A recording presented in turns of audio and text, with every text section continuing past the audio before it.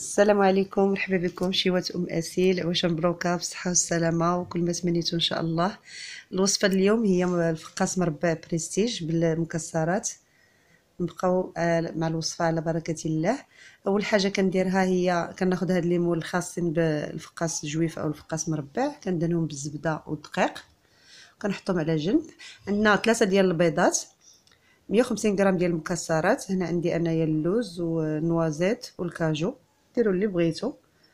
معلقه كبيره ديال الزنجلان، 120 غرام ديال السكر كلاصي، واحد الرشه ديال الملح طبعا، 100 غرام ديال المشماش قطعته هكذا غير بالمقص مربعات صغار، 200 غرام ديال الدقيق، خماره وحده. اول حاجه غناخذ هذا البيض، غنضيف له السكر طبعا هو الاول،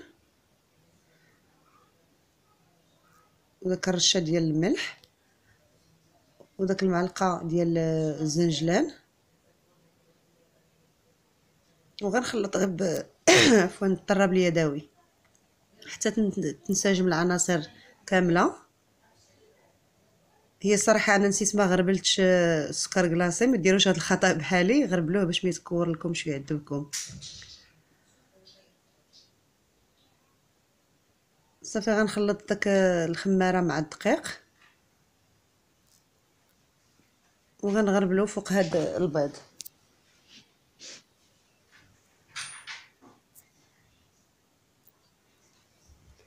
كنغربل وكنخلط حتى نكمل داك 200 غرام كامله اللي عندي ديال الدقيق.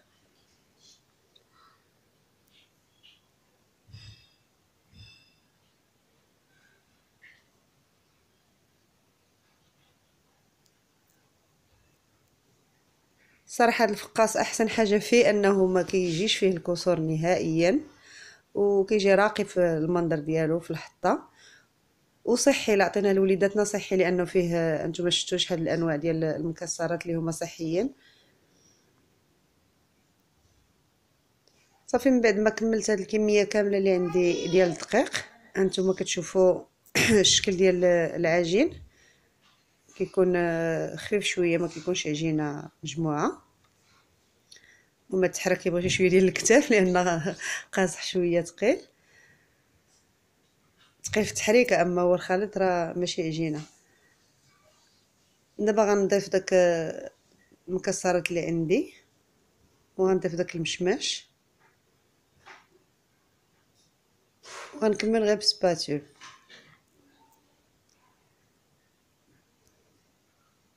غنحركهم مزيان حتى كيتلبس كاع المكونات وداك العجين وينسجموا. نخلطو مزيان مزيان باش من نقطعو الفقاس تقريبا كل وحده يجي فيها باين كاع المكسرات وكاع المكونات.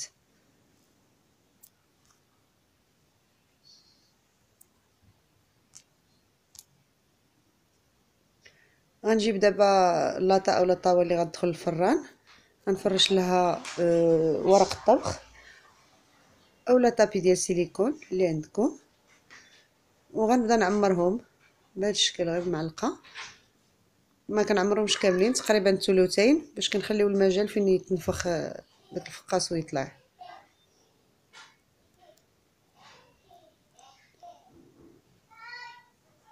صافي غنستمر هكا كنعمرهم. هي صراحه هاد المقادير يلا كيعمروا جوج، انا كنت موجده 3، كنت باغا ندير مقدار ونص. ساعه من بديت التصوير قلت صافي غير مقدار واحد الله يجعل البركه. انا عمرتهم بجوج ثلثين، ونغطيهم دابا بشي طاوه ثقيله من الفوق وندخلهم للفران على حراره متوسطه، تقريبا كياخذوا واحد 40 حتى ل 45 دقيقه. هنا من خرجوا من الفران خليتهم تبردوا تماما، وعاد زولتهم من المول غير بالخاطر دفعوهم كيخرجوا بسهوله. ودابا غنقطعهم بالكيتر اولا بشي سكين يكون ماضي مزيان. هانتوما كتشوفوا ساهل في التقطاع، ما كيتكسر ما كيخسر ما حتى شي حاجه، كيجي بهذا الشكل هذا. والمذاق ديالو الصراحه كيجي غزال رائع، داك القرمشه ديال اللوز مع النوازيت مع الكاجو وداك التعليكه ديال المشماش كتجي رائعه. صافي غنكمل هكذا التقطاع حتى نكمل الكميه كامله، وغنستفهم في لاطه اولا طاوه، وغندخلهم الفران يتحمروا حتى ياخذوا داك اللون ذهبي زوين. وها الفقاس ديالنا واجد بالصحه والراحه.